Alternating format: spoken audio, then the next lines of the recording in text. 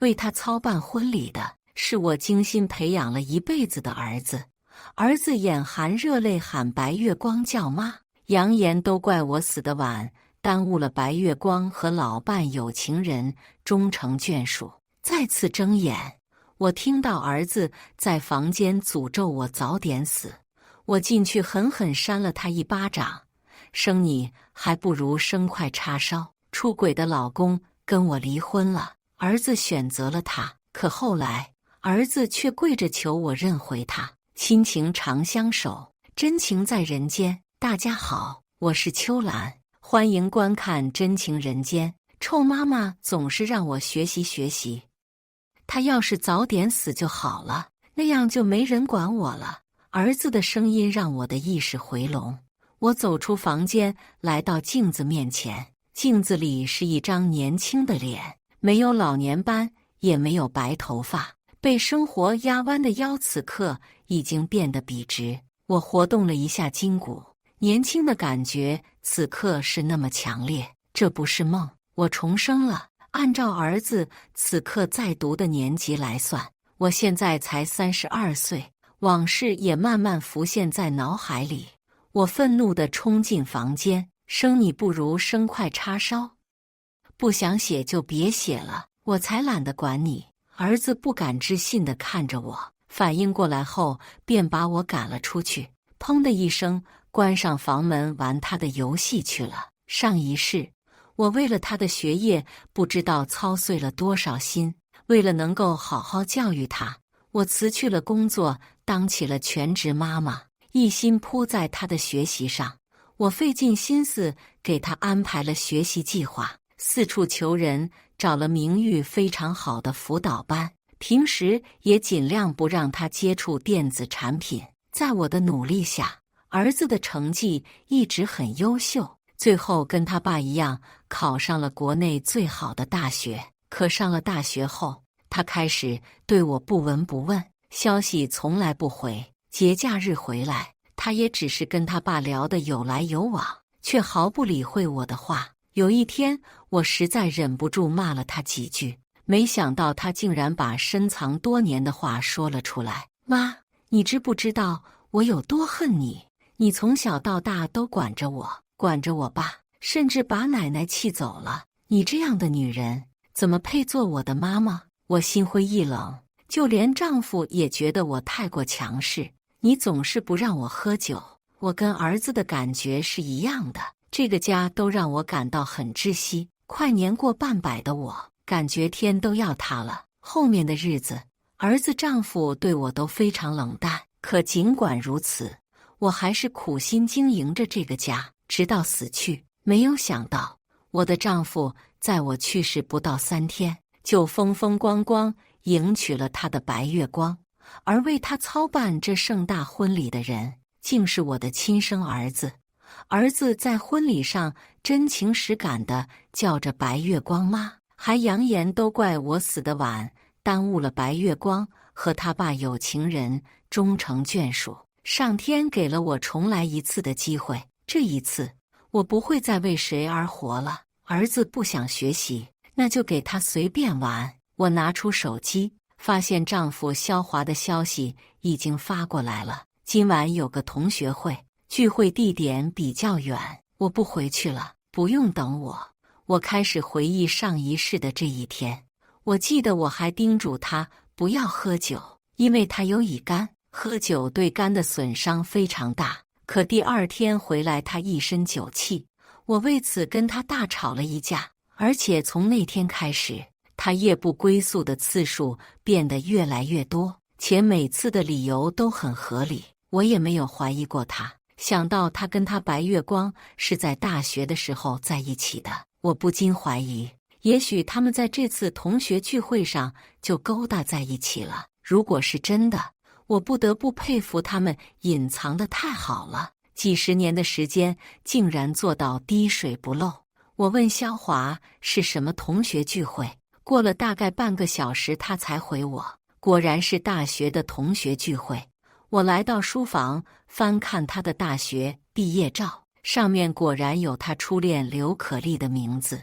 我对着名字扫描着上面的人脸，看到了那张普通的脸，不是我自恋。看到这张脸，我实在无法理解他究竟是哪里让萧华惦记了他几十年。回到房间，我发现几百年不发朋友圈的萧华竟然有了动态。我没有叮嘱他别喝酒，他果然放心去喝了。画面中是众人举杯欢庆的场景，但是只拍了手。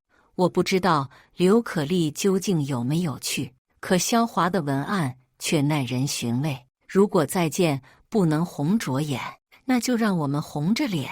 如果是上一世，我一定只会单纯的以为他是在说把酒言欢，不醉不休。可现在再看着这句话，却是那么刺眼。那种感觉就是你吃了一辈子的东西，有一天你突然发现那里面竟然掺杂着屎。第二天，我是在萧华的敲门声中醒来的。我打开门，一股酒气传来，我嫌弃地扇了扇鼻子。如果是上一世，我应该要开口骂他又喝酒了。可现在，我只是冷冷看了他一眼，便去卫生间洗漱了。萧华有些意外，原本紧绷的脸松了下来。不知怎地，我似乎还感觉到了一点心虚。昨晚喝了点酒，就去老同学家睡了。你送儿子去学校没？萧华倒在沙发上，揉着太阳穴，从进门到现在都没正眼瞧过我。听了他的话，我才想起自己有个儿子，不过他现在正在房间里面呼呼大睡呢。我来到他房间门口，敲了好久的门，他才顶着2只熊猫眼把门打开。我本来就不想理他，没想到他看到他爸回来后，突然装作很委屈地说道：“妈妈，昨晚我突然很不舒服，所以才没有完成作业的。你不要打我好不好？”沙发上的萧华一听，果然脸色大变，开始对我说教：“没做完就没做完了，儿子不舒服你还逼他做作业，你怎么当妈妈的？儿子，快去吃早餐，吃完上学。”儿子听后得意看了我一眼，然后一蹦一跳去洗漱了。我冷笑，正准备回房间睡觉呢，儿子的声音从厨房传了过来：“妈妈，你怎么没给我做早饭？不吃饭我怎么上学？”萧华一听更来气了，直接坐起来质问道：“早饭你都不做，你一早上在干嘛？儿子你不管了？怎么他不是你儿子？你夜不归宿去喝酒，怎么没想起自己有个儿子？还有你，平时我给你做饭，你嫌不好吃，要我求你你才吃。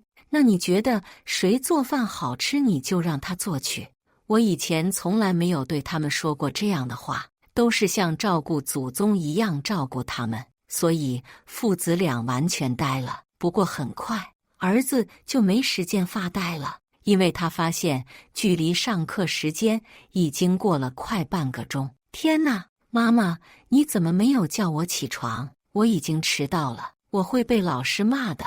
看着他着急收拾东西的样子，我云淡风轻地回道：“是你要上学，又不是我。你多大了？都5年级了。我是你的闹钟吗？还要天天叫你？你不想上学，那就别上。你是不是疯了？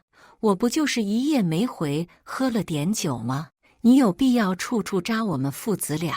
儿子别理他，老爸开电车送你去上学。”萧华起身瞪了我一眼，便带着儿子出门了。他们关上门的那一瞬间，我听见儿子问他爸：“老爸，你为什么会喜欢这种女人？有这样的妈妈，真的是我的悲哀。”然后我听见了萧华冷冰冰的回答：“别瞎说，爸才不喜欢她呢。爸喜欢温柔善良的，不喜欢啰嗦的苦瓜。”他们的声音渐行渐远，我的表情也松了下来。就算是已经死掉的、麻木的心，在面对这样无情的语言，也很难没有反应。何况这样的语言还出自自己曾经最亲最爱的人。我冷静了一会儿，开始计划起离婚的事。结婚这几年，由于萧华让我辞职做家庭主妇，家里所有的收入都来源于他。他是个大学老师，每个月的收入在6000左右，还有一些七七八八的补贴，差不多有8000块。但是他每个月只给我2000块生活费，而且每次我都要卑微地问他要钱。我得找个机会查清楚他的存款，看看究竟有多少。等离了婚，我拿到自己的那份财产，我就远走高飞，过自己的清静日子去。这样想着，我心情又好些了，便出门去美容院做护肤了。等我回到家的时候，肖华已经送儿子上学回来了，此刻正躺在沙发上呼呼大睡。我拿起他的手机，打开微信一看，一个备注为念的人吸引了我的注意。我打开聊天记录一看，原来是他的白月光啊！除了一开始两人还能比较正常的问候，后面的内容就渐渐开始暧昧了。原来刘可丽的婚姻也并不幸福，她的老公有家暴倾向，好几次都对她动了手。她楚楚可怜地跟肖华诉说着，肖华十分心疼她，并表示一定会帮她教训她老公。再往后的聊天记录，就是肖华单方面对我的控诉了。要是他有你半分温柔就好了，我也不会活得那么窝囊，事事都要管我，我一点自由都没有。当妈妈也不称职，不会教育孩子，天天逼孩子学习，真怕哪天我儿子抑郁了想不开。我妈也不喜欢他，就因为我妈在他坐月子的时候骂了他几句不会照顾孩子什么的，他就把我妈赶回老家了。总之，我跟你同病相怜，婚姻都不幸福。我默默看着这些字眼，感觉眼前这个跟自己生活了几十年的人像一个陌生人一样。我为他生儿育女，为他操劳一辈子，最终只换得了他的厌恶。而一个不曾为他付出半点的女人说2、3句安慰他的话，却能让他感动得一把鼻涕一把泪。男人真是太可笑了。我拿出手机拍下了所有的聊天记录，然后把他手机放回去，装作什么事都没有发生。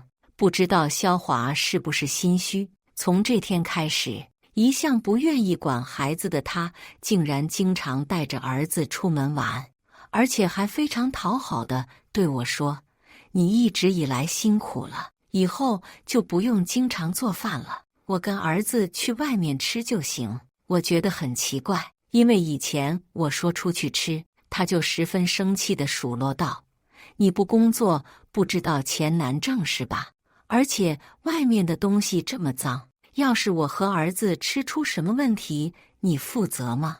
儿子对于出去吃饭也非常积极，可父子俩却一点也没有要带上我的意思，其中一定有猫腻。你们去哪吃，我跟你们一起去呗。听我说要去，父子俩心虚地对视一眼，随后肖华假装轻松地说道：“哎呀，我们2个要吃的东西都是高热量的，你最近不是在减肥吗？走儿子，还是我们2个去吃，让你妈妈吃她的减脂餐吧。”好，老爸，我们快走，省得妈妈跟上来管着我们。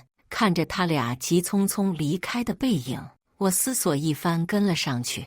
我跟着他们2个穿过小吃街，来到了菜市场。只见进入市场后，肖华打起了电话，然后在菜摊买起了菜。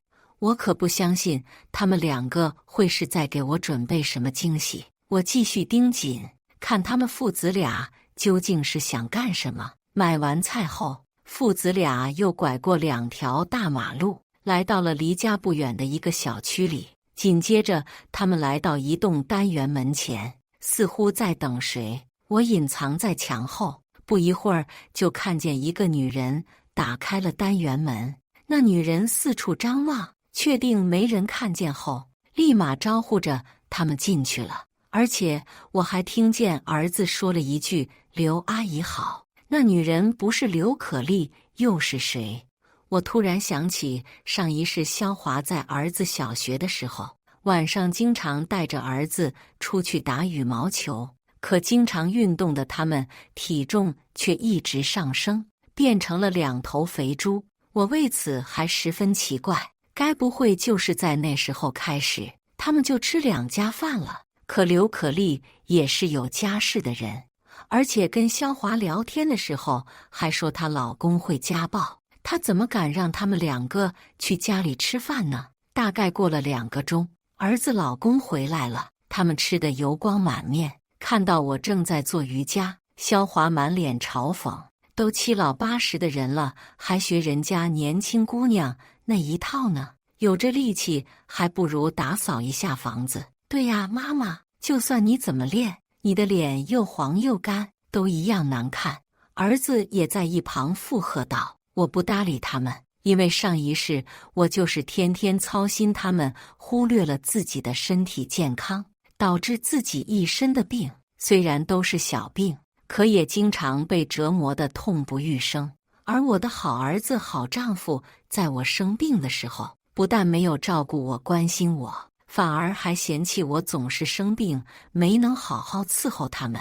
这一世，我要让自己变得健健康康，毕竟身体才是最高的本金。见我不说话，父子2人又聊了起来。老爸，刚刚那个餐馆做的菜真是太好吃了，比妈妈做的好吃多了。以后我们常常去吃好不好？好呀，老爸也喜欢吃，好过吃你妈做的没营养的东西。我冷哼一声，看着2人唱戏。既然你们2个人都不喜欢吃我做的菜，好呀，以后早中晚我都不做你们那份了，我乐得清闲。还有，我准备找份工作，以后没那么多时间管儿子。你工作那么闲，你来管吧。肖华莫名其妙地看着我，好好的找什么工作？难道我每个月给你的钱还不够花？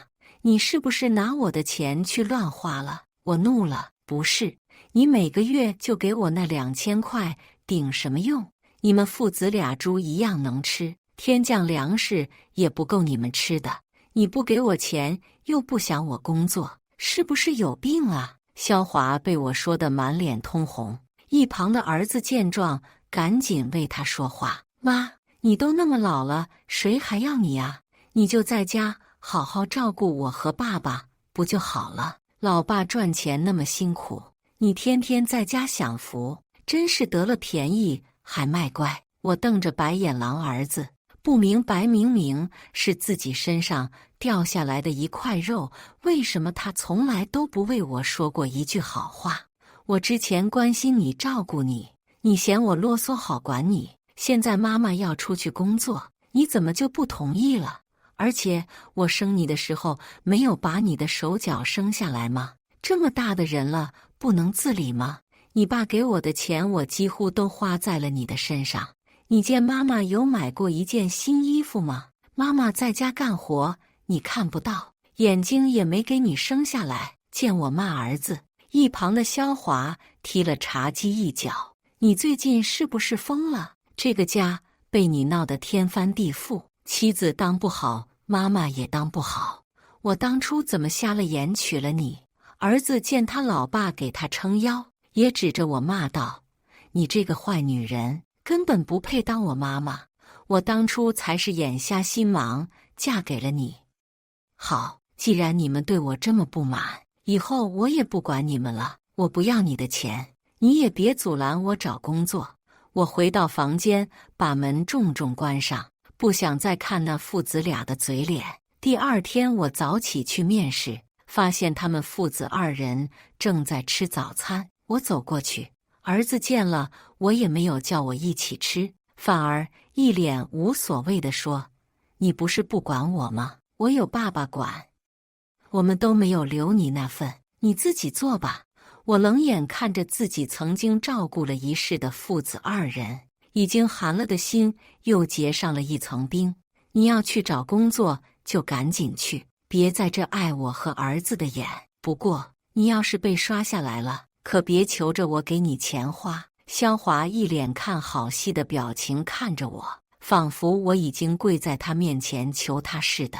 我联系了以前的老板，他知道我要回去，开心的不得了，亲自开车来接我去公司面谈薪资的事宜。对不起，黄姐，当初我要是听你的话不辞职，就不会有现在如此窝囊的时候。看我如此内疚。黄姐淡然一笑，你可不要跟我说这种话。当初要不是有你扶持我，我哪里有现在这个公司？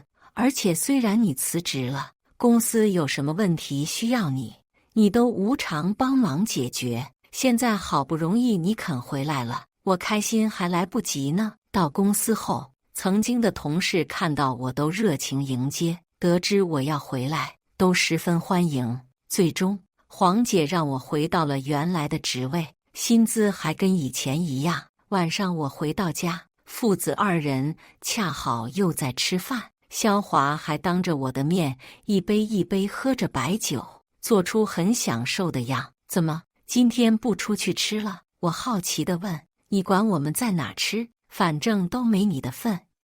儿子叫嚣道。我不再说话，心中满是疑问。按理来说，我现在都不管他们了，他们不应该更加猖狂去那女人那吃饭吗？接下来的几天，我在公司比较忙，就没有空理他们。过了1周后，做了1周饭的父子又开始去外面吃饭了。这样循环了几次后，我特意在他们做饭的日子去女人家楼下蹲守，发现那女人经常跟一个男人进出单元门，那应该就是她男人了。怪不得萧华不敢去呢。这天晚上，趁着萧华在洗澡，我又拿起他的手机查看了他跟那个女人的聊天记录。原来他们都是趁着女人老公不在才苟且在一起。突然，我背后一凉，原来女人竟然劝萧华帮我买巨额保险，然后让我意外身亡。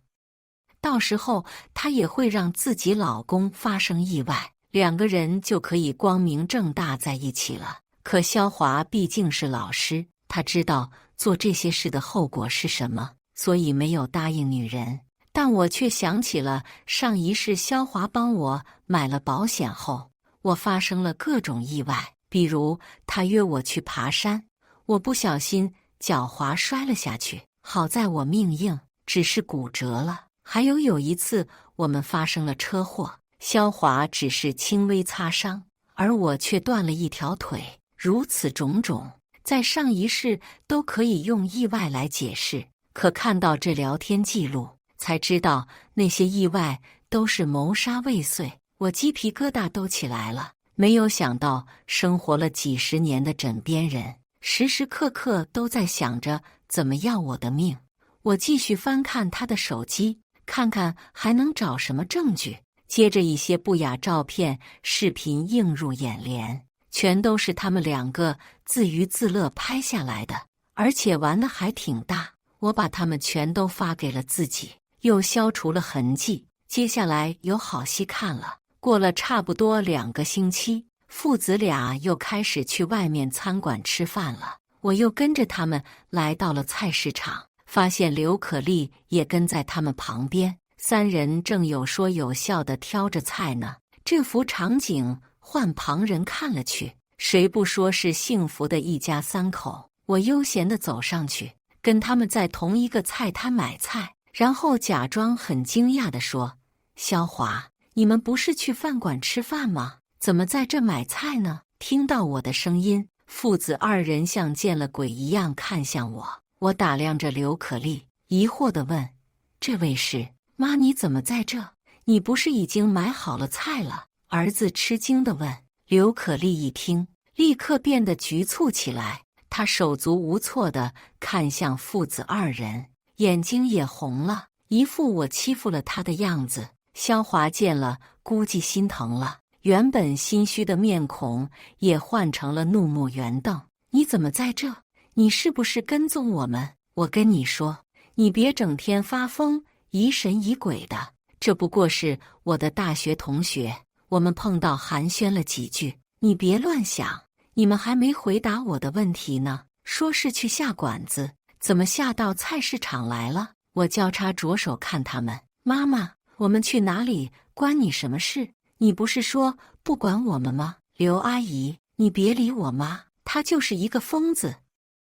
我的白眼狼儿子挡在刘可丽面前，凶神恶煞看着我。就在这时，旁边菜摊的摊主神助攻道：“原来你们3个不是一家3口啊！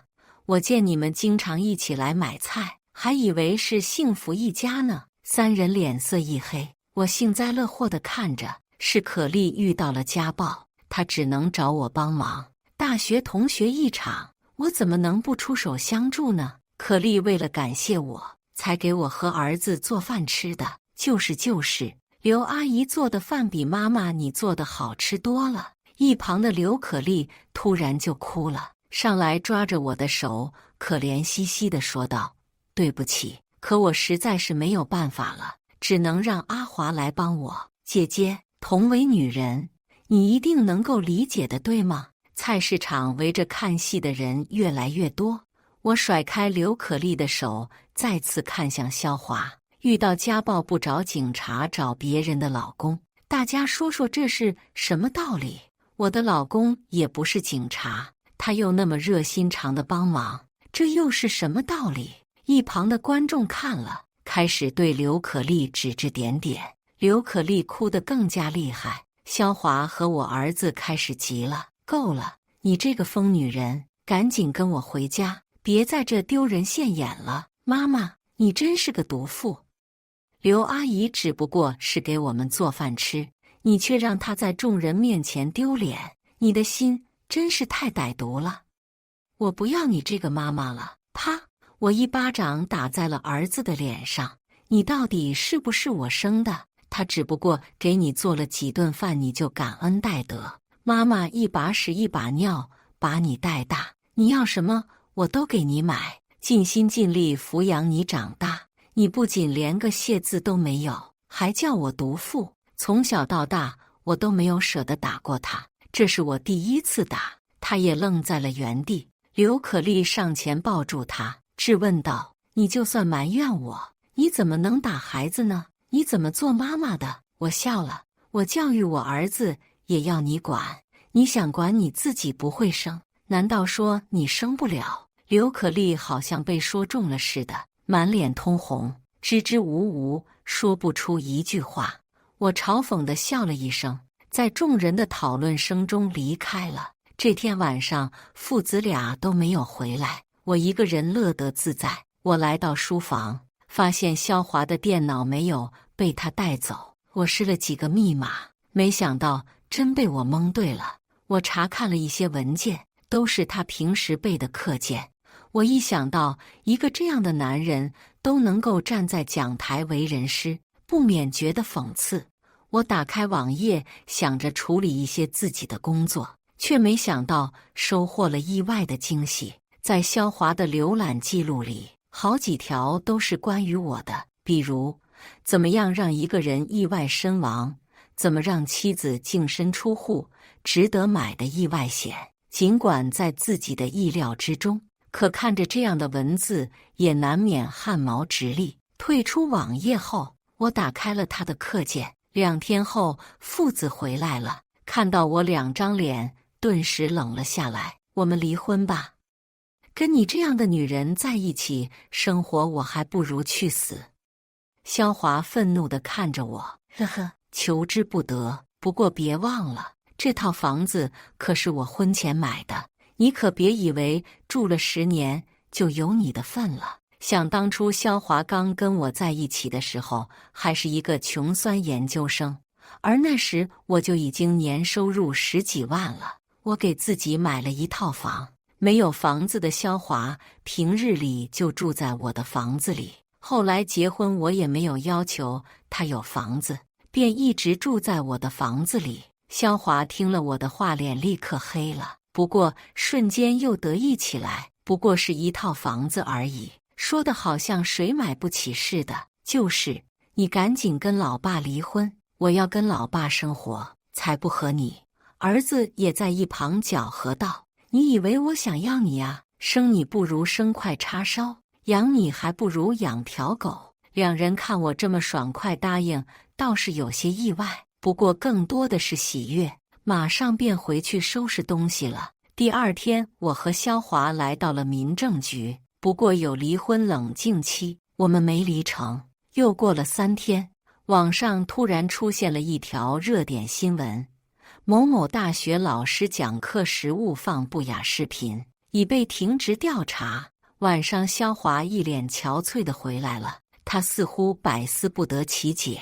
他当然不解，因为我发现他竟然把那些和刘可丽拍的视频图片全都放进了电脑里，平时还有不少播放记录。我只不过小小操作一下，让他在打开课件的时候会跳出来继续播放。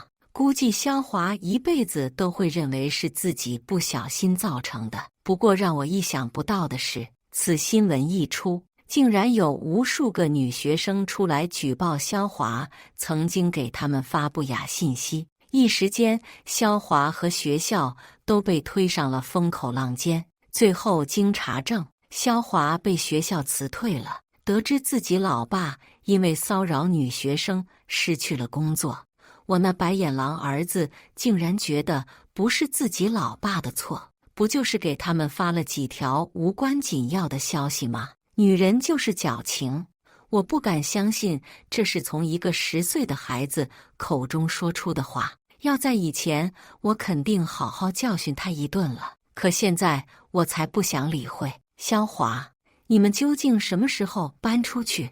你们该不会想赖到冷静期结束吧？不过好歹夫妻一场，母子一场。要是你们求我，我可以让你们多住一会儿。你这个恶毒的女人，老爸刚失去工作，你就要赶我们出去，你是人吗？儿子恶狠狠质问道。我有点想笑。不是，是你爸出轨，是他要跟我离婚，是你不想跟我的。难道我还要同情你们的遭遇？我可不是圣母。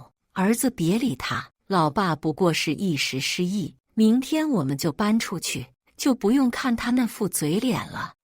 到时候别来求我和爸爸原谅你，你们自求多福吧。我白眼一翻回房了。不过第2天他们没能搬出我的房子。晚上肖华接了一个电话，就风尘仆仆出去了。第2天警察找上门，说肖华被人打到住院了。警察跟我说了情况，原来是刘可丽的老公在网上看到新闻后，知道自己的妻子出轨了，回来便把他暴打了一顿。惊恐至极的刘可丽担心自己被打死，赶紧打电话叫肖华过去。肖华一个手无缚鸡之力的老师，哪里能打得过刘可丽老公？所以他去了之后，俩人双双被揍。肖华还被打断了腿，刘可丽也受伤了。刘可丽的老公被警方带走了。我跟警察说明了我跟肖华现在的情况，表示不愿意再理他那些破事。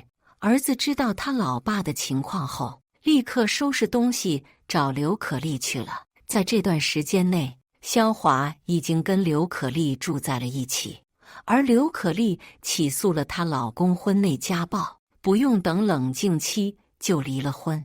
而肖华其实偷偷再把我们的共同财产以自愿赠与的方式转给了刘可丽。到了离婚冷静期结束那天，肖华的账户上竟然一点钱也没有了。不过他也太小瞧我了，最终我通过法律手段追回了他给小三的钱，而且还要求他给予我这几年抚养子女、承担家务丧失发展机会的经济补偿。